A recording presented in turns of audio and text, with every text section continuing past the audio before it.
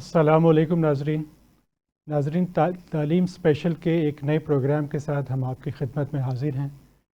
ناظرین، تعلیمی کامیابی ہر طالب علم کا مطمع نظر ہوتا ہے۔ اب سوال یہ ہے کہ وہ اپنی تعلیمی کامیابی کیسے حاصل کر سکتا ہے۔ اس حوالے سے ہم بات کریں گے آج اپنے پروگرام میں، اور ہماری خوش قسمتی ہے کہ آج ہمارے اس پروگرام میں ہمیں جوائن کیا ہے پاکستان کے ایک مشہور اور معروف بہت ہی زیادہ اعلیٰ پائی کے تھراپسٹ ہیں اور بہت بڑے ماہر نفسیات ہیں۔ میری مراد پروفیسر ارشد جاوید صاحب سے ہے۔ پروفیسر ارشد جاوید صاحب کا تعارف یہ ہے ناظرین کہ جی سی کالج سے فارغ التحصیل ہونے کے بعد آپ کیلیفورنیا امریکہ یونیورسٹی سے فارغ التحصیل ہوئے۔ وہاں سے انہوں نے نفسیات میں ایم اے کی ڈگری حاصل کی اور اس کے بعد بے شمار سرٹیفکیٹس وغیرہ حاصل کیے، اور خاص طور پہ پاکستان میں این ایل پی کی بنیاد رکھنے والوں میں آپ کا شمار ہوتا ہے۔ تو پروفیسر صاحب کی تقریباً 15 سے زیادہ کتب اب تک منظر عام پر آ چکی ہیں مختلف موضوعات کے حوالے سے۔ آج ہم ان سے بات کریں گے، ان کی ایک کتاب ہے تعلیمی کامیابی، طلباء کی کامیابی کے لیے ایک بے مثال کتاب ہے۔ اس حوالے سے ہم بات کریں گے کہ پروفیسر صاحب نے اس میں ہمارے جو طلباء ہیں ان کو تعلیمی کامیابی کے حصول کے لیے کیا کیا گر سکھائے ہیں۔ پروفیسر صاحب، آپ کا سر بہت شکریہ، آپ ہمارے پروگرام میں تشریف لائے سر، سب سے پہلے میرا ایک سوال یہ ہے کہ آپ نے اپنی کتاب میں لکھا ہے کہ اعلیٰ گریڈ اور اعلیٰ تعلیم کا جو کردار ہے کسی بھی انسان کی مالی خوشحالی کے حوالے سے صرف اس کا کردار 15% ہے، اس سے زیادہ نہیں ہے۔ اور یہی وجہ ہے آپ کہتے ہیں کہ دنیا میں جو کامیاب جو لوگ ہیں ان کی تعداد جو ہے، صحیح معنوں میں کامیاب جو لوگ ہیں، خوشحال لوگ ہیں، ان کی تعداد عمومی طور پہ 5% سے زیادہ نہیں ہوتی۔ تو سر، آپ اپنی اس بات کو کیسے ایکسپلین کریں گے؟ اصل میں ہوتا یہ ہے کہ جو نمبر ہیں ان کی اہمیت دو شعبوں میں ہے۔ ایک تو میڈیکل ہے، دوسرا انجینئرنگ ہے، جہاں زیادہ نمبروں کی ضرورت ہے۔ لیکن جہاں تک عام کامیابی کا کردار ہے، عام کامیابی کے لیے تعلیم ضروری ہے، بہت اہم ہے، لیکن اس کے لیے بہت زیادہ نمبروں کی ضرورت نہیں ہے۔ دنیا میں جتنے بھی اس وقت کامیاب لوگ ہیں یا پہلے کامیاب لوگ گزرے ہیں، ان کا نمبروں کے حوالے سے دیکھا جائے تو ان کا کوئی کردار تھا ہی نہیں۔ وہ زیادہ پڑھے لکھے بھی نہیں تھے، اگرچہ ہم سمجھتے ہیں کہ کسی بھی ملک کی ترقی کے لیے تعلیم کا کردار بہت اہم ہے، اور ترقی یافتہ ممالک کے 90% سے زیادہ لوگ جو ہیں وہ تعلیم یافتہ ہوتے ہیں، جبکہ غیر ترقی یافتہ ممالک کے ہاں شرح تعلیم بہت ہی کم ہے۔ تو پوائنٹ یہ ہے کہ صرف اعلیٰ نمبر، تعلیم اعلیٰ بہت اہم ہے، لیکن زیادہ نمبر لینا زیادہ اہم نہیں ہے، ان کا کردار تو زیادہ نہیں ہے۔ آپ جتنے بھی کامیاب لوگ دیکھیں گے وہ مڈیاکر ہوں گے، لیکن ان کے اندر دوسری خوبیاں ہوں گی جو کہ کامیاب لوگوں کے لیے ضروری ہوتی ہیں۔ اچھا سر، ہمارے ہاں پھر یہ کیوں سمجھا جاتا ہے کہ صرف یعنی کہ اسکول، کالجز، یونیورسٹیز میں عام طور پہ یہی کہا جاتا ہے کہ یہ بچہ بہت اچھا جا رہا ہے کیونکہ اس کے گریڈز بہت اچھے ہیں، ماں باپ بھی اس میں خوش ہوتے ہیں، ٹیچرز بھی خوش ہوتے ہیں، وہ بچہ خود بھی خوش ہوتا ہے کہ میرے نمبر ڈھیر سارے آ رہے ہیں۔ تو کیا ہمارے پھر اس نظام کو چینج ہونے کی ضرورت نہیں ہے کیا؟ نہیں، مقصد یہ ہے کہ یہ اچھی بات ہے، اچھے نمبر ہونا کوئی بری بات تو نہیں ہے، لیکن صرف یہ سمجھنا کہ اچھے نمبر لے کر آپ بہت کامیاب ہو جائیں گے، یہ ریسرچ کے مطابق اس کا رول بہت زیادہ نہیں ہے۔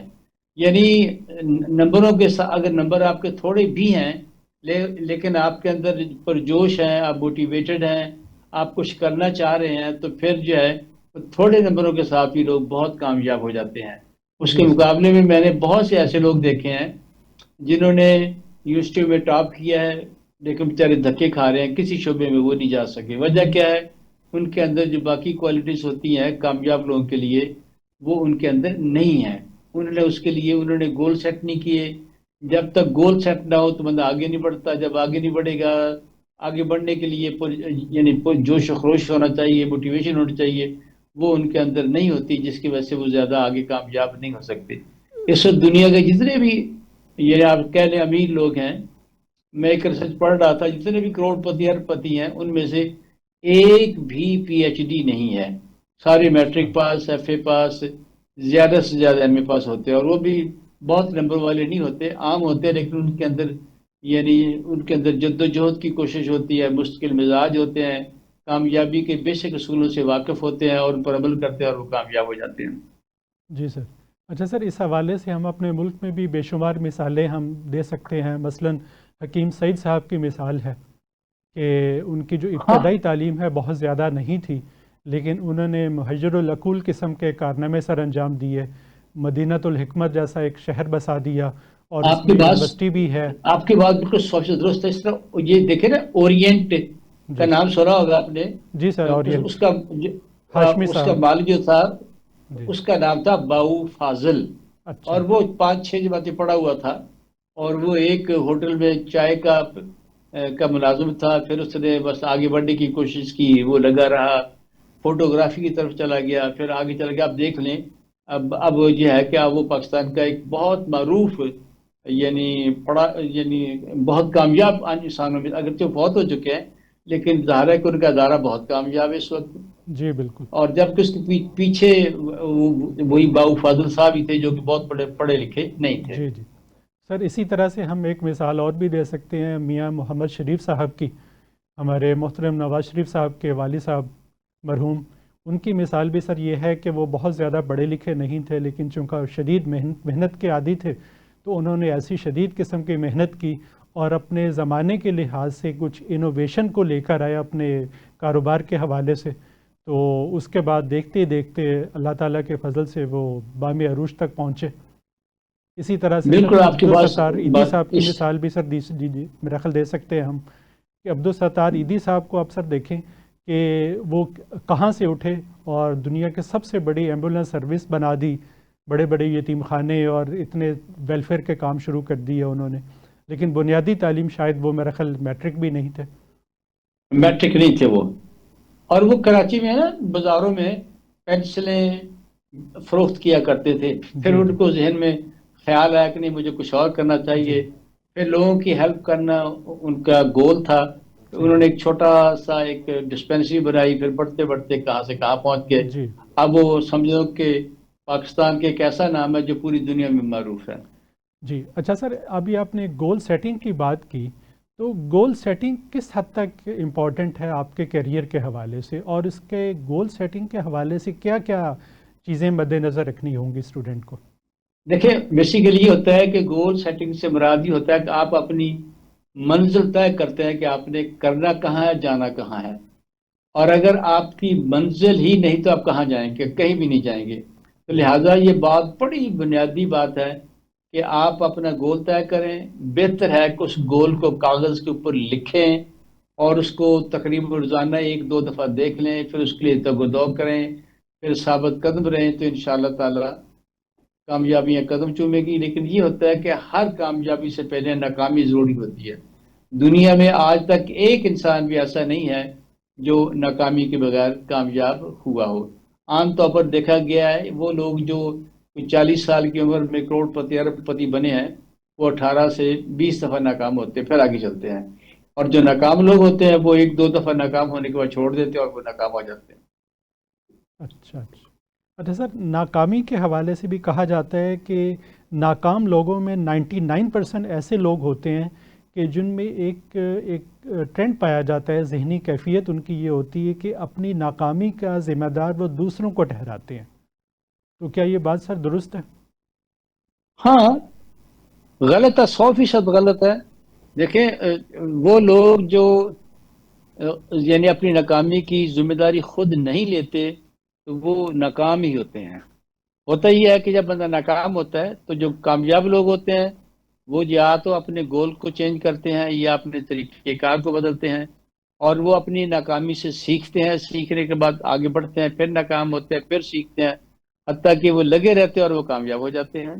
اور جو سیلف پٹی کا شکار ہو جاتے ہیں اور دوسروں کو بلیم دیتے ہیں، وہ تو ناکام ہی لوگ ہوتے ہیں، وہ جو اس طرح کی باتیں یعنی جو بندہ بھی اپنی ناکامی کا دوسروں کو ذمہ دار ٹھہراتا ہے وہ زندگی میں کبھی بھی کامیاب نہیں ہو سکتا۔ جی بالکل سر، بجا اور کہا۔ وہ لوگ جتنے بھی کامیاب لوگ ہیں وہ جب ناکام ہوتے ہیں تو وہ ذمہ داری کو قبول کرتے ہیں، جی اور جی پھر وہ طے کرتے ہیں کہ ہم نے کیا غلطی کی، پھر وہ اپنی غلطیوں کا جائزہ لیتے ہیں، اپنے طریقہ کار کو یا اپنے گول کو بدلتے ہیں اور پھر لگے رہتے ہیں حتیٰ کہ کامیاب ہو جاتے ہیں۔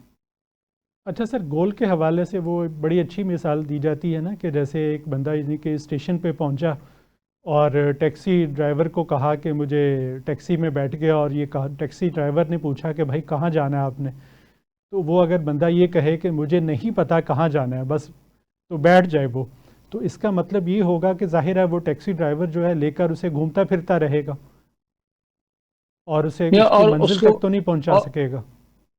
اور وہ اس کو پاگل خانے لے جائے گا۔ جی بالکل۔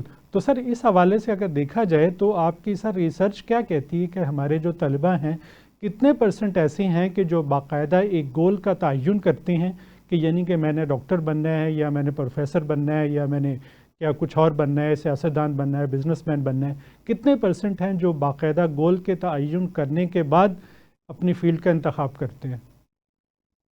اصل میں نا میرا تو خیال ہے کہ نہ ہونے کے برابر ہی ہے، کیونکہ پتہ میں نے کالج میں پڑھایا بھی ہے، یونیورسٹی میں بھی میں نے پڑھایا ہے، جی جی اور کسی کو کچھ پتہ ہی نہیں ہے کہ انہوں نے کیا کرنا ہے، کہاں جانا ہے۔ میں بھی یعنی، اور دوسرا یہ ہوتا ہے کہ ہماری یونیورسٹیوں میں، تعلیمی اداروں میں بھی بچوں کو، بلکہ ٹیچروں کو بھی نہیں پتا ہوتا کہ یہ بات کتنی اہم ہے۔ جب تک گول نہیں ہوگا تو ظاہر ہے کہ آپ آگے نہیں بڑھ سکتے، لہذا اس لیے ہماری یہ کوشش ہوتی ہے کہ میٹرک میں ہی بچوں کو اس حوالے سے تعلیم دی جائے کہ گول اپنا سیٹ کریں، طے کریں کہ آپ کیا کرنا چاہتے ہیں، اور پھر اس کے مطابق اس کو کاغذ کے اوپر لکھیں، اس کا پھر آگے تھوڑا سا پروگرام بنائیں کہ آپ کب تک کامیاب ہونا چاہتے ہیں، اور وہ آپ تو پھر لگے رہیں، ثابت قدم رہیں، جب ثابت قدم رہیں گے تو اللہ تعالیٰ مدد کرتا ہے اور وہ کامیاب ہو جاتے ہیں۔ اچھا سر، ایک جگہ آپ نے اپنی کتاب میں لکھا ہے کہ عام طور پہ ہر انسان میں 3 سے 5 صلاحیتیں ایسی ہوتی ہیں جن میں وہ عروج حاصل کر سکتا ہے، تو سر یہ یہ بات کیسے بالکل پتہ چلے گا، یہ آئیڈینٹیفیکیشن کیسے اصل ہوگی؟ اصل میں نا یہ ایک مشکل کام ہے، اس کے لیے ماہرین نے بہت سے ٹیسٹ بنائے ہوئے ہیں، اور جو بندہ اس شعبے میں ماہر ہوتا ہے، بس مجھے یاد ہے کہ میرا ایک نواسا تھا، اس نے ایف ایس سی کی بہت اچھے نمبروں سے، تو ہمارے ذہن میں تھا کہ وہ کیا کرے، تو خوش قسمتی سے مجھے ایک ایسے صاحب مل گئے جن کا یہی شعبہ تھا کہ وہ یعنی پیشن کو فائنڈ آؤٹ کرتے تھے، تو انہوں نے فائنڈ آؤٹ کیا کہ آپ کا بیٹا جو ہے یہ میڈیکل میں جائے، وہ میڈیکل میں گیا اور وہ بہت کامیاب ہوا۔ لہذا یہ یعنی ہمارے ہاں اس طرح کا ٹیسٹ بہت کم اویلیبل ہے، کچھ لوگوں نے اس پر کام کیا ہے لیکن زیادہ کام سامنے نہیں آیا۔ تو سر اگر اس طرح ایک سے، بات ذہن میں ایک بات ذہن میں رکھیں جی جی کہ دنیا میں کوئی ایک شخص بھی ایسا نہیں ہے جو کامیاب ہوا ہو اور اس کو اپنا کام پسند نہ ہو۔ اگر کام پسند نہیں ہے تو کوئی بندہ بھی کامیاب نہیں ہو سکتا۔ جی اس کے بالکل، لیے ہم نے ایک چھوٹا سا ٹیسٹ بنایا ہے۔ بڑی دلچسپ بات یہ ہے کہ ہم کہتے ہیں کہ طلبہ اپنی پسند کے مضامین پڑھیں، نہ کہ والدین کی پسند کے۔ میرے پاس بہت سے ایسے بچے آتے ہیں جو کہ بڑے ذہین ہیں، اور ماں باپ نے ان کو ڈاکٹر بنا دیا، وہ کہتے ہیں ہم نے تو ڈاکٹر بننا ہی نہیں تھا، ماں باپ نے زبردستی ادھر بھیج دیا ہے۔ تو ایک چھوٹا سا ٹیسٹ ہے کہ طالب علم کے لیے کہ وہ جو بھی وہ کام کر رہے ہیں یا جو بھی وہ سبجیکٹ پڑھ رہے ہیں، آنکھیں بند کر لیں، پھر سوچیں کہ وہ وہی مضمون پڑھ رہے ہیں یا وہی کام کر رہے ہیں، ان کے دماغ میں تصویر بنے گی، اور پھر وہ ایک پیمانہ بناتے ہیں 0 اور 10۔ 10 سے مراد ان کو بہت اچھا لگ رہا ہے اور تصور میں، اور 0 سے مراد ان کو بالکل اچھا لگ رہا ہے، تو وہ اپنا اندازہ لگائیں کہ وہ ان کو کتنا اچھا لگ رہا ہے اپنا کام یا اپنا سبجیکٹ۔ تو اگر تو وہ 7 یا 7 سے اوپر ہے تو وہ ان کی پسند کا مضمون ہے، اور اگر 7 سے نیچے ہے پھر وہ مضمون یا وہ شعبہ ان کی پسند کا نہیں ہے، ان کو وہاں سے چھوڑ دینا چاہیے، کوئی اور کام کرنا چاہیے۔ یعنی کہ سر آپ یہ فرما رہے ہیں کہ ایک شوق اور پروفیشن جو ہے اگر ایک ہو جائے تو کامیابی کے امکانات جو ہیں وہ بہت زیادہ بڑھ جاتے ہیں۔ آپ کی بات 100% درست ہے، کیونکہ اصل میں یعنی ہم سمجھتے ہیں کہ 2 لوگ دنیا میں کبھی کامیاب نہیں ہوتے، ایک وہ جن کو اپنا کام پسند نہ ہو، اور دوسرے وہ جو اتنا ہی کام کریں جتنا معاوضہ ملتا ہے۔ ہمیشہ کامیابی کے لیے معاوضے سے زیادہ کام کرنا پڑتا ہے۔ وہ لوگ جو معاوضے سے زیادہ کام کریں گے وہ کامیاب ہوں گے، اور معاوضے سے زیادہ کام انسان تب کر سکتا ہے جب اسے اپنا کام پسند ہو۔ جی سر، اگر کام پسند نہیں تو وہ اپنے کام کو کر ہی نہیں سکتا۔ جی بجا فرمایا سر۔ اچھا سر، یہ کہا جاتا ہے کہ ماہرین نفسیات کہتے ہیں کہ کامیابی جو ہے اصل میں ایک ذہنی کیفیت کا نام ہے۔ اگر آپ ایک خاص ذہنی کیفیت میں ہیں تو کامیاب ہیں، اگر وہ ذہنی کیفیت کے حامل نہیں ہیں تو آپ ناکام ہیں۔ اس کو سر ذرا واضح کیجئے گا، خاص طور پہ طلباء نہیں کے نہیں حوالے سے۔ نہیں، بیسیکلی تو ہوتا تو یہ ہے کہ اللہ تعالیٰ نے، جیسے کہ آپ نے فرمایا تھا کہ صلاحیتیں رکھی ہوتی کامیابی کی، لیکن چونکہ ہمارے ہاں بلکہ پوری دنیا میں بھی، امریکہ میں بھی یہی حال ہے کہ وہاں بچوں کو یہ زیادہ معلومات نہیں ہوتی کہ انہوں نے کس شعبے میں جانا ہے، کون سا کام وہ کریں گے۔ اور وہاں بھی اس حوالے سے اگرچہ وہ ہم سے بہت بہتر ہیں، لیکن پھر بھی وہاں بھی سارے بچوں کو یہ علم نہیں ہوتا کہ ان کا شوق کیا ہے، انہیں کیا کرنا چاہیے، کس شعبے میں جائیں گے تو وہ کامیاب ہوں گے۔ تو وہاں بھی ان کو پھر گائیڈ ہی کرنا پڑتا ہے۔ وہاں چونکہ گورنمنٹ کو احساس ہوتا ہے، لہٰذا وہ ٹیسٹوں کی مدد سے، یونیورسٹیوں میں کی مدد سے پھر وہ بچوں کو گائیڈ کرتے ہیں کہ آپ یہ کام کریں، آپ یہ کام کریں۔ جب وہ اپنی پسند کا کام کریں گے تو ظاہر ہے وہ کامیاب ہو جائیں گے۔ اچھا سر، اس طرح کا کچھ سیٹ اپ ہمارے آپ کیا نہیں سمجھتے کہ ہمارے اسکولس میں ہونا چاہیے؟ جیسے ابھی ہم گول سیٹنگ کی بات کی ہے، کچھ ذہنی کیفیت کی بات کی ہے، کہ شروع میں ہی پہلے گریڈز، 2-3 جو گریڈز ہوتے ہیں، کیونکہ ماہرین آپ لوگ کہتے ہیں کہ جو انسانی نفسیات جو بننی ہوتی ہے وہ شروع کے 8-10 سالوں میں بن جاتی ہے۔ تو اس حوالے سے سر، اگر شروع میں اسکولوں میں اگر اس طرح کی کوئی ان کو رہنمائی فراہم کر دی جائے طلباء کو، تو کیا یہ بہتر نہیں ہوگا؟ اس حوالے سے کوئی ایسا اس کوئی آپ فریم ورک ہمیں بتائیں گے؟ اس حوالے سے بے شک آپ نے کتاب میری دیکھی ہے۔ ہماری اس کتاب کا مقصد ہی یہی تھا کہ طالب علموں کو 10th کلاس تک کامیابی کے جو بیسک اصول ہیں وہ بتا دیے جائیں، اور ان کو گائیڈ کر دیا جائے کہ وہ اپنے مضمون اپنی پسند کے مطابق پڑھیں۔ پھر ان کو یہ بھی بتایا ہم نے کہ اگر آپ کو پڑھائی کا شوق، اب زیادہ پڑھنے کو دل نہیں کرتا تو وہ کیا کریں۔ اس طرح کی باتیں، وہ ساری باتیں ہم نے شیئر کی ہیں۔ اور وہ کتاب کسی اخبار میں مجھے لگتا ہے تبصرہ بھی کیا تھا کہ یہ کتاب سلیبس میں شامل ہونی چاہیے، تاکہ بچوں کو شروع سے پتہ چلے کہ زندگی کیسے گزارنی ہے، کامیابی کیا ہے، کامیابی حاصل کیسے کرنی ہے، گول کیسے سیٹ کرنی ہے، اور کامیاب لوگوں کی بنیادی کوالٹیز کیا ہیں۔ یہ ساری باتیں ہم نے اس کتاب میں شیئر کی ہیں، اور اسی لیے ہم یہ کہتے ہیں کہ اگر وہ بچے اس کو پڑھ لیں تو ان کی زندگی کا سفر کافی آسان ہو جائے گا۔ جی سر۔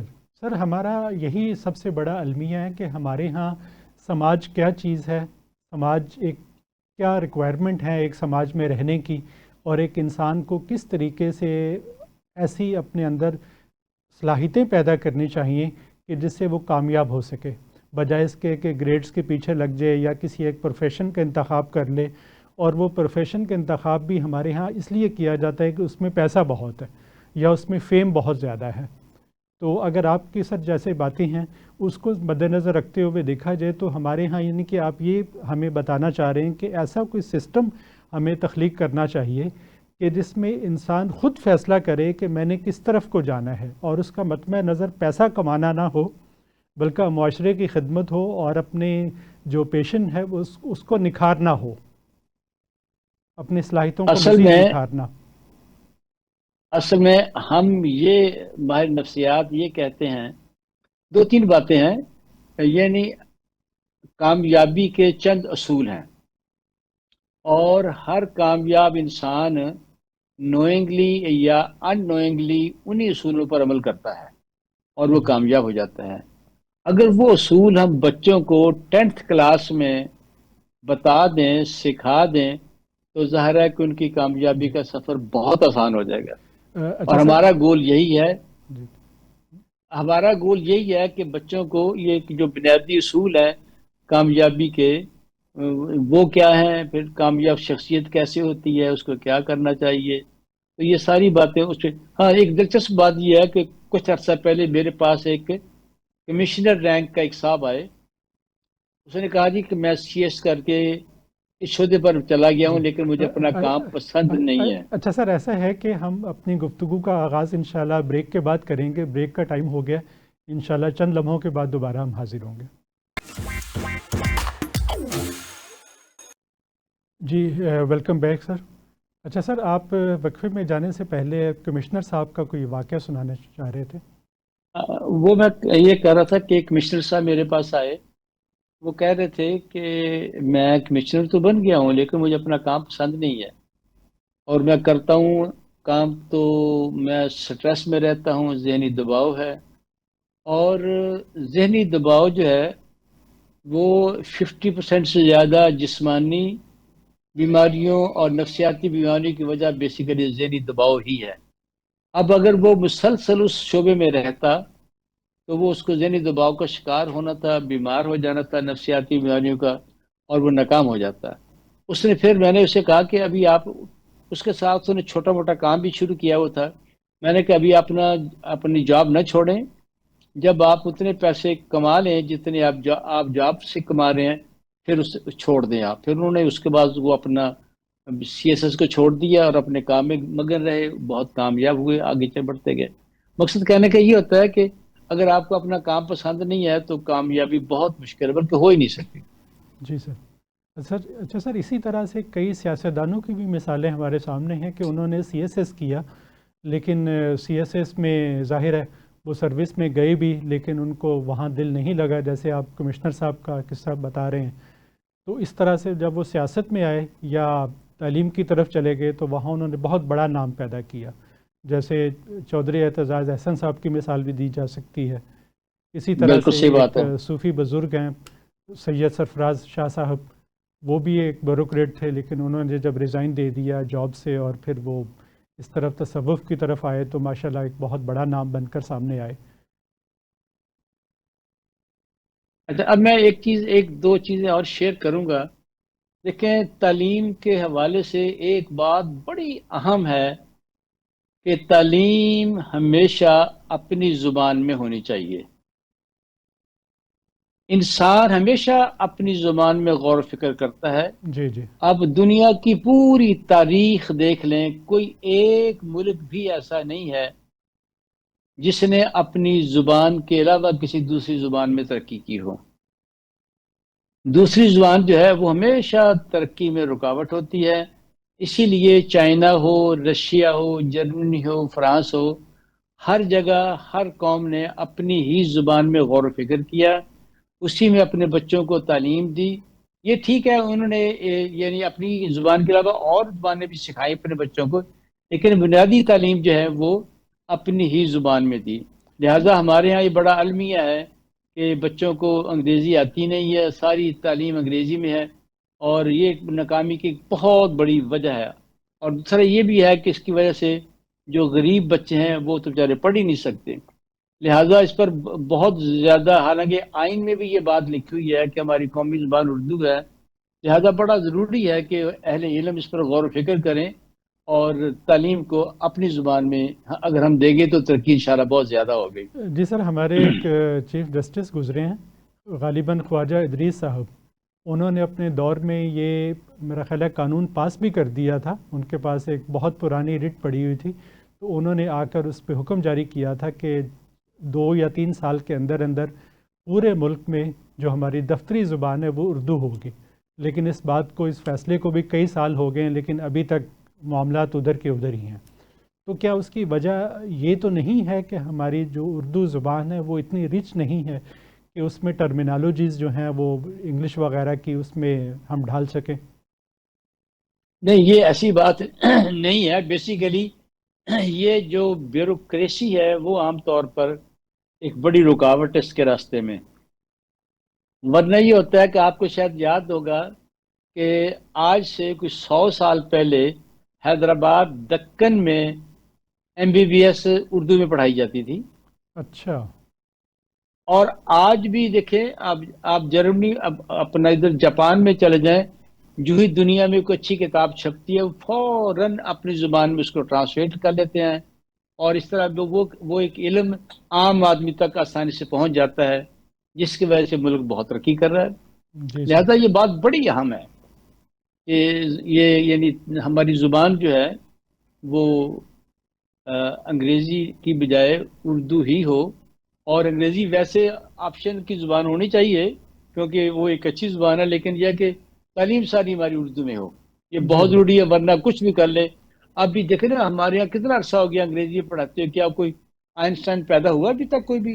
اور ہوگا بھی نہیں۔ جی سر بالکل، آپ کی دنیا کی بات میں وزن ہے سر۔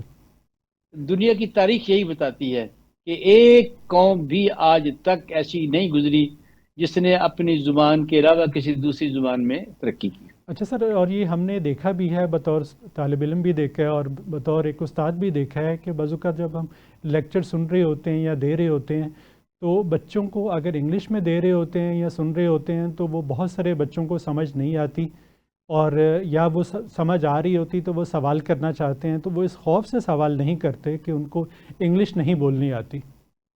تو جب ظاہر ہے یہ بات سوال آپ ہی نہیں ہوگا تو وہ ظاہر ہے پھر علم جو ہے وہ تحقیق جو ہے وہ رک جائے گی۔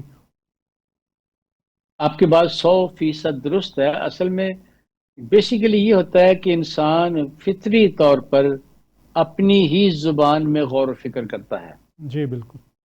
اور دوسری زبان میں وہ کوشش تو کرتا ہے لیکن نہیں، جتنا وہ نئے خیالات اس کو اپنی زبان میں آئیں گے کسی دوسری زبان میں نہیں آئیں گے۔ جی آج تک بالکل کی تاریخ تو ہمیں یہی بتاتی ہے۔ صحیح۔ اچھا سر، ایک جگہ آپ نے اپنی کتاب میں لکھا ہے کہ کامیابی کا فیصلہ آپ کی خواہش نے کرنا ہے، نہ کہ آپ کی ذہانت اور ڈگری نے۔ سر اس کو آپ کیسے واضح کریں گے؟ بیسیکلی وہی شوق کی بات ہوگی نا، یعنی جو بھی آپ کا شوق ہے۔ اچھا بعض اوقات یہ ہوتا ہے کہ اللہ تعالیٰ کی طرف سے بھی ہماری بہت مدد ہو جاتی ہے۔ ہمارے ہاں بہت سے لوگ ایسے ہیں جو کہ جنہیں خود پتہ ہی نہیں تھا کہ ان کا شعبہ کون سا ہے، اللہ تعالیٰ ان کو اس طرف لے گیا۔ مجھے خود یاد ہے کہ جب میں نے مطلب ایف اے پاس کیا تو مجھے پتہ نہیں تھا میں کیا کروں۔ میں پڑھ رہا تھا اور مجھے سائیکالوجی کا پتہ ہی نہیں تھا۔ ہمارے بہاولپور سے میرا تعلق ہے، اس وقت بہاولپور میں نفسیات نہیں آئی تھی۔ اچھا اب یہ ہے کہ میری خوش قسمتی کہ میں ایف اے میں 2 دفعہ فیل ہوا۔ اچھا اس زمانے میں ایک مضمون میں فیل ہوتے تھے تو فیل ہو جاتے تھے، 2 دفعہ فیل ہوا تو پھر ہمارے علاقے میں سائیکالوجی آئی تو میں نے وہ سائیکالوجی رکھی اور میں آگے بڑھتا گیا۔ اور اب یہ ہے کہ میں ایک میڈیاکر بندہ ہوں، یہ نہیں کہ بہت بڑا ذہین ہوں۔ اب مجھے لگتا ہے کہ سائیکالوجی، اللہ تعالیٰ نے مجھے سائیکالوجی کی طرف ہی بھیجا ہے۔ اب مجھے اس کا اتنا جنون ہے کہ میں ہر وقت ہر بندے سے سائیکالوجی سیکھنے کی کوشش کرتا ہوں، اور میں ایک خوش قسمت آدمی ہوں، میں کلینکل سائیکالوجسٹ ہوں۔ اور میں نے اس وقت یہ بات کہنے کی عجیب و غریب ہے، میں نے اس وقت دنیا کا نفسیاتی علاج کا مختصر ترین نفسیاتی علاج تیار کیا ہے، اسے ہم کہتے ہیں بریف سائیکو تھراپی۔ ہماری تھراپی پاکستان کی نہیں، پوری دنیا میں اس وقت مؤثر ترین اور مختصر ترین تھراپی ہے۔ حالانکہ میں تو ایک میڈیاکر، میں نے تو کبھی فرسٹ ڈویژن لی نہیں تھی، درمیان سا بندہ تھا، لیکن میں محنتی تھا، مجھے شوق تھا، جنون تھا۔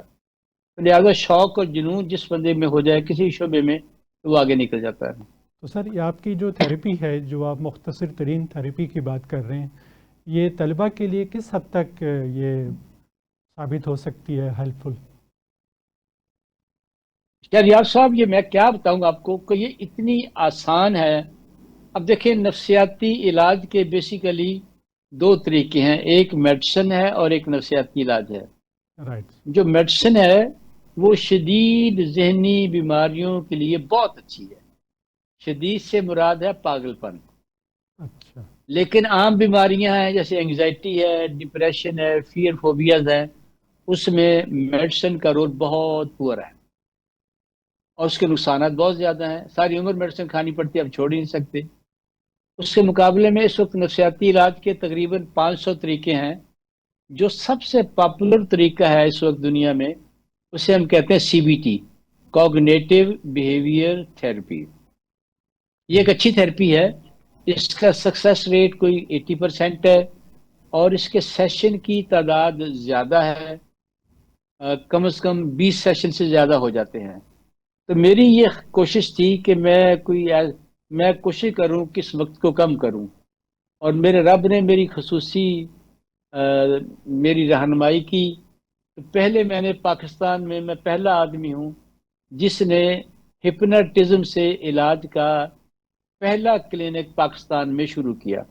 اچھا، ماشاء ہپناٹزم سے علاج، وہ بھی اس کا سکسس ریٹ کو 92% ہے، اور ایوریج سیشن اس کے یعنی 12 کے لگ بھگ ہیں۔ میرے ذہن میں تھا کہ اس سے بھی کم ہو، میں لگا رہا، چلا رہا، حتیٰ کہ میں نے 2-3 تھراپی سے سیکھا۔ پھر میں نے ایک نئی تھراپی ڈیولپ کی جسے ہم کہتے ہیں بریف سائیکو تھراپی۔ ہمارا سکسس ریٹ 98% ہے، اور ہمارے ایوریج سیشن 1 سے 6 ہے۔ بہت سے لوگ ایک سیشن میں ٹھیک ہو جاتے ہیں، اور میں نے کوشش بھی کی ہے کچھ یونیورسٹیوں سے کہ خدا کے لیے آپ میں مفت پڑھانے کے لیے تیار ہوں، آپ یہ بچوں کو پڑھائیں، ایک تو بچوں کو روزگار ملے گا، کیونکہ جہاں ایک سائیکاٹرسٹ ہے وہاں 5 ماہر نفسیات کی ضرورت ہے، کیونکہ جی سائیکاٹرسٹ تو 5 یا 10 منٹ لیتا ہے، جبکہ ماہر نفسیات 1 گھنٹہ لیتا ہے۔ اس لیے بے شمار بچوں کو روزگار مل جائے گا، اور لوگوں کے مسائل جو سالوں سال چلتے ہیں، لوگ 20-20 سال سے میڈیسن کھا رہے ہیں، تو وہ 1 مہینے میں ٹھیک ہو جائیں گے۔ بلکہ ہم تو کلیم کرتے ہیں کہ ہماری تھراپی تو میں 1 ہفتے میں نفسیاتی بیماری ختم ہو جاتی ہے، اچھا لیکن اچھا انفارچونیٹلی ابھی تک کسی نے ادھر توجہ نہیں دی، گورنمنٹ نے دی۔ البتہ یونیورسٹی آف لاہور میں مجھے ایک موقع دیا، میں نے وہاں پڑھایا۔ وہاں المیہ یہ تھا، کسی بچے کو سیکھنے کا شوق نہیں تھا، انہیں ایک ہی شوق تھا کہ انہیں ڈگری مل جائے بس۔ میں نے ان کو ایک کورس پڑھایا، پھر میں نے ان کا مڈ ٹرم امتحان لیا، کسی کو شوق نہیں تھا، سارے بچے فیل تھے، میں چھوڑ کے آ گیا۔ میں نے کہا نہیں، میرا مقصد یہ تو نہیں تھا کہ میں اپنا وقت ضائع کروں یا انٹرویو کروں، مقصد یہ ہے کہ اگر یہ کورس کسی یونیورسٹی اچھی یونیورسٹی میں شامل ہو جائے تو پھر یہ ہے کہ اس سے بہت سے لوگوں کو روزگار ملے گا، اور نفسیاتی مسائل جو آج کل ہمارے پاکستان میں بہت زیادہ ہیں اس کا حل بہت آسان ہو جائے گا۔ جی سر۔ اچھا سر، اس کا مطلب ہم اپنے ذہنی رویے کو بدل کر اپنی زندگی کو بھی بدل سکتے ہیں؟ بالکل بدل سکتے ہیں، بالکل، یو آر رائٹ۔ اصل تو ذہنی رویہ ہی ہے نا۔ دیکھیں، دنیا کی ہر کامیابی میں پہلے رویہ، یہ سوچ آتی ہے، پھر رویہ ہوتا ہے، پھر ہم تگودو کرتے ہیں اور کامیاب ہو جاتے ہیں۔ صحیح۔ اچھا سر، ایک جگہ آپ نے اپنا ایک پورا چیپٹر اس پہ مختص کیا اپنی کتاب میں کہ رول ماڈل، یعنی اس کا ٹائٹل آپ نے دیا ہے مرشد کی تلاش، کہ مرشد کا انتخاب، دوسرے ہاں جی، لفظوں میں ہم رول ماڈل کیسا بنائیں۔ تو سر اس بالکل حوالے صحیح سے بات ذرا ہے۔ روشنی ڈالیے گا، خاص طور پہ طلباء اچھا، کے لیے، کہ ایک مرشد کا یا رول ماڈل کا انتخاب کیسے کریں، کیا خوبیاں ہونی چاہیے رول ماڈل میں؟ بیسیکلی یہ ہوتا ہے کہ آپ جس شعبے میں جانا چاہتے ہیں اس شعبے میں تلاش کریں کہ اس میں سے کون کامیاب آدمی ہے، اور تلاش کریں، پھر اس سے رابطہ کریں، اور اس کو چائے شائے پلائیں، کھانے کھلائیں، اور وہ چیزیں جو اس بندے نے 20-25 سال میں سیکھی ہیں، اور وہ اپنے شاگرد کو وہ 2-3 سال میں ساری باتیں سکھا دے گا، تو اس کا سفر جو ہے گرو کی وجہ سے بہت ہی مختصر ہو جائے گا، اور کامیابی آسان ہو جائے گی۔ اور اگر وہ اپنے طور پر کام کرے گا تو ظاہر ہے اس کو بھی پھر اتنے سال لگیں گے، 15-20 سال جو اس گرو کے لگے تھے۔ لیکن اگر گرو اس کو یا مینٹور اس کو گائیڈ کر دے کہ وہ یہ کرے، وہ یہ کرے، تو کامیابی کا سفر بہت آسان اور مختصر ہو جاتا ہے۔ جی بالکل لہذا اچھے گرو کا تلاش کرنا، ملنا بہت اہم بات ہے۔ اگر مل جائے تو یو آر لکی۔ صحیح۔ اچھا سر، یہ بتائیے کہ ہم جب قرآن کو دیکھتے ہیں، اللہ تعالیٰ کی آخری کتاب، تو اس میں 750 دفعہ سے زیادہ دفعہ یہ کہا گیا کہ کائنات کی تسخیر کرو، سائنس اور ٹیکنالوجی اور علم کے حصول اور سوچ بچار کا ہمیں درس دیا گیا۔ 750 کہا جاتا ہے کہ آیات ایسی ہیں۔ تو سر ایک طرف تو یہ ہے، دوسری طرف ہمارا بدقسمتی سے جو مذہبی طبقہ ہے وہ ان چیزوں کو ہمارے سامنے، ہمارے بچوں کے سامنے اجاگر نہیں کرتا، بلکہ وہ صرف اور صرف عبادات کی حد تک ہی محدود رکھتا ہے۔ تو اس لحاظ سے پھر ہمارا جو مذہبی طبقہ ہے اس کو آپ کیا میسج دیں گے کہ وہ کیا کرے اس حوالے سے؟ اصل میں یہ بات بہت اہم آپ نے کی ہے. دراصل ہوتا یہ ہے کہ ہمارے ہاں جو مذہبی طبقہ ہے ان میں سے بہت سے طبقوں کا یہ مذہب جو ہے ذریعہ روزگار ہے. یہاں اس لیے وہ بچوں کو، نئی نسل کو وہ ریکمینڈ کرتے ہیں وہ قرآن مجید کو ترجمے کے ساتھ نہ پڑھیں. حالانکہ اب یہ ریسرچ بتاتی ہے کہ اگر ہم قرآن مجید کو، ظاہر ہے کہ قرآن مجید ثواب کے لیے نہیں اترا، وہ عمل کے لیے اترا ہے، وہ زندگی بدلنے والی دنیا کی ایک کتاب ہے. اور اگر ہم اس کا ترجمہ پڑھ لیں، ترجمہ ہمیں آ جائے تو ہم غور و فکر کریں گے تو ہمارے بہت سے مسائل آسانی سے حل ہو جائیں گے. اور اس وقت المیہ یہ ہے کہ لوگ یعنی اتنے حافظ ہیں پاکستان میں، اس میں میری اپنی برادری ہے، میری حتیٰ کہ میری بیگم صاحبہ بھی حافظ قرآن ہے، لیکن اکثر جو قرآن حافظ ہے وہ اس کا ترجمہ نہیں جانتے. ریسرچ بتاتی ہے کہ 100 میں سے ایک آدمی قرآن مجید کا ترجمہ جانتا ہے. اور ہمارے علماء، خاص طور پر ایک خاص طبقہ ہے، وہ بڑا ڈسکرج کرتا ہے، کہتا ہے جی دیکھیں آپ نہ پڑھیں اپنے طور پر، آپ گمراہ ہو جائیں گے. حالانکہ قرآن بار بار یہ کہتا ہے کہ میں بہت آسان ہوں، مجھے سمجھنا آسان ہے. جب ہم پڑھتے ہیں تو ہمیں تو ساری سے بات سمجھ آ جاتی ہے. اب اگر بچے اس کو سمجھ لیں، اس کو پڑھ لیں، تو یہ ایک مولویوں کا ایک بہت بڑا طبقہ وہ جو ہے وہ سمجھے کہ غریب ہو جائے گا. جی اب سر، ایک صاحب کاروبار ہے، بند ہو جائے گا. ہاں اب ایک صاحب ہے، وہ کوئی بتا رہا تھا کہ وہ یا مسواکیں بیچا کرتے تھے، چھوٹی موٹے کام تھے، اور کس جگہ پڑے ہوئے تھے. اب وہ اس وقت وہ ولی اللہ ہیں اور وہ اربوں کے مالک ہیں. اب وہ نہیں پسند کر رہے ہیں، وہ بار بار کہتے ہیں کہ نہیں جی بس ترجمہ نہ پڑھے، بس جو ہم کہیں وہ اسی پر عمل کریں. لہذا اس جہالت کو جب تک ہم ختم نہیں کریں گے، یعنی قرآن ثواب کے لیے اترا ہی نہیں ہے، وہ عمل کے لیے اترا ہے. اگر ہم عمل نہیں کریں گے، عمل تب ہم کریں گے جب ہمیں پتا ہو کہ اللہ میاں کہتا کیا ہے، کس چیز سے منع کرتا ہے، کس چیز کا حکم دیتا ہے. اگر یہ ہمیں پتہ چل جائے تو زندگی ہماری، ہم اچھے انسان اور اچھے مسلمان بن جائیں. اچھا سر، آخر پہ ہم یہ سوال آپ سے کریں گے کہ نفسیات کے علم کی روشنی میں ایک اچھا ٹیچر کیسا ہونا چاہیے؟ کن صلاحیتوں کا حامل ہونا چاہیے اسے نفسیات کے علم کی روشنی میں؟ بیسیکلی تو یہ ہوتا ہے نا کہ ایک تو اس فرد کو اپنی جو بھی اس کا شعبہ ہے، جو وہ سبجیکٹ پڑھاتا ہے اس میں اس کو اچھا عبور حاصل ہو، اور پھر وہ کوشش کرے کہ بچوں کے ذہنی لیول کے مطابق ان کو پڑھائے، ان کو گائیڈ کرے، ان کو تعلیم دے، اور بچوں کو زیادہ سے زیادہ اکسائے کہ وہ اس سے سوالات کریں. کیونکہ جب بھی بچے سوالات کریں گے تو ایک تو ٹیچر بھی بہت سی باتیں سیکھتا ہے، دوسرے بچوں کے علم میں بہت زیادہ اضافہ ہوتا ہے. لہذا ٹیچر کے لیے میں بی ایڈ میں بھی پڑھاتا رہا ہوں تو وہاں ہم ٹیچروں کو یہی باتیں سکھاتے تھے کہ آپ نے اچھا ٹیچر بننا ہے، آپ شائستہ ہوں، نرم مزاج ہوں، بااخلاق ہوں، بچوں کی کلاس میں بےعزتی نہ کریں، ہیومولیٹ نہ کریں ان کو، اور آپ خود خوب تیاری کر کے جائیں اور بچوں کو پڑھائیں. تو جب جو بھی ٹیچر اس طرح کا ٹیچر گزرے ہیں، بچے ان کی جی یعنی ستائش کرتے ہیں بلکہ ان کے فین ہو جاتے ہیں. اور وہ جو تیاری نہیں کر کے آتے اور وہ غصہ وغیرہ نکالتے ہیں تو لوگ ان کو پسند نہیں کرتے. تو سر اس لحاظ سے اگر آخر دیکھا میں جائے، جی سر، فرمائیں. جی سر، اس لحاظ سے اگر دیکھا جائے تو ہمارے اساتذہ جو ہے ان کو باقاعدہ بہت تربیت یافتہ ہونا چاہیے. تربیت یافتہ ہونے کے بعد انہیں اسکول کالج میں درس و تدریس کی ذمہ داری سونپی جا سکتی ہے، اس سے پہلے نہیں. یہ بات آپ کی 100% درست ہے. ہمارے ہاں تو اب پوری قوم کو ہی کام کرنے کا شوق نہیں. ٹیچر بھی جاتے ہیں وہاں گپ شپ لگا کے واپس آ جاتے ہیں، پڑھاتا کوئی بھی نہیں ہے آج کل.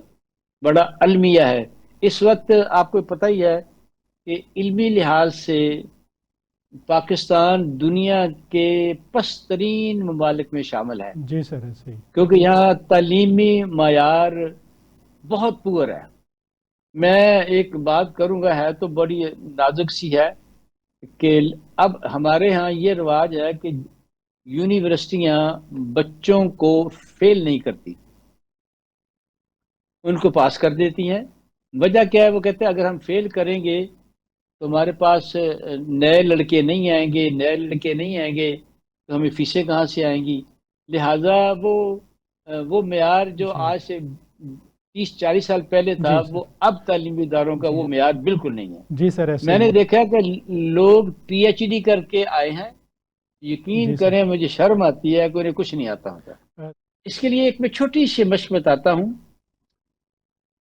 اس میں یہ ہوتا ہے کہ ہر بچہ سوچے وہ کون سا ایسا کام ہے جسے وہ بہت شوق سے کرتا ہے، وہ اس کام کے بارے میں سوچے تو اس کے دماغ میں ایک تصویر بنے گی اس کام کی جو کہ اس کو بہت اچھا لگتا ہے. جی ٹھیک اس ہے. کو ہم کہیں گے تصویر نمبر 1. جی اس کے بعد پھر وہ تصور کرے کہ وہ پڑھ رہا ہے اور اس کی بھی تصویر بنے گی. جی ٹھیک ہے. ظاہر ہے وہ پڑھائی اس کو بہت اچھی نہیں لگی، دونوں تصویروں میں فرق ہوگا. اب طریقہ یہ ہوتا ہے کہ دونوں تصویروں کو برابر رکھیں سب اپنے دماغ میں. جو تصویر نمبر 2 ہے اس تصویر کو بالکل تصویر نمبر 1 کے مطابق کر دیں. یعنی اگر وہ سامنے بن رہی ہے اس کو سامنے بنائیں، اگر وہ رنگین ہے اس کو بھی رنگین کریں، اگر وہ کلیئر ہے اس کو بھی کلیئر کریں، اگر وہ برائٹ ہے اس کو بھی برائٹ کریں، بڑی ہے اس کو بھی بڑا، یعنی بالکل اس کے مطابق جب کر دیں گے اس مشق کو 1 ہفتہ بچے کریں صبح شام، یقین کریں کہ ان کو پڑھائی کا شوق میں بہت اضافہ ہو جائے گا. وہ انجوائے کریں گے پڑھائی کو اسی طرح جس طرح کہ وہ اپنے اس کام کو انجوائے کرتے ہیں. جیسے کھیلنا ہے، کوئی بھی کام کرنا ہو، اگر یہ کریں تو انشاءاللہ تعالی ان کے پڑھائی میں شوق بہت بڑھ جائے گا اور وہ کامیابی ان کے لیے بہت ہی آسان ہو جائے جی گی. سر. سر بہت میں ایک بہت بار پھر شکریہ آپ آپ کا نے. شکریہ. سر بہت شکریہ، آپ نے بہت شاندار ٹیکنیک ہمیں بتائی. امید ہے کہ ہمارے طلبہ انشاءاللہ اس سے ضرور استفادہ حاصل کریں گے. سر آپ کا بہت بہت شکریہ، آپ کی تشریف آوری پر ہم بہت آپ کے شکر گزار ہیں. تو دل تو سر چاہتا ہے کہ آپ سے بہت ساری باتیں ہوں، لیکن آج اچھا، آپ نے تعلیمی کامیابی کے حوالے سے جو گر ہمیں بتائے، ہمارے طلبہ کو بتائے، اس کے لیے سر ہم آپ کے ممنون ہیں. انشاءاللہ دوبارہ بھی آپ کو زحمت دیتے رہیں گے.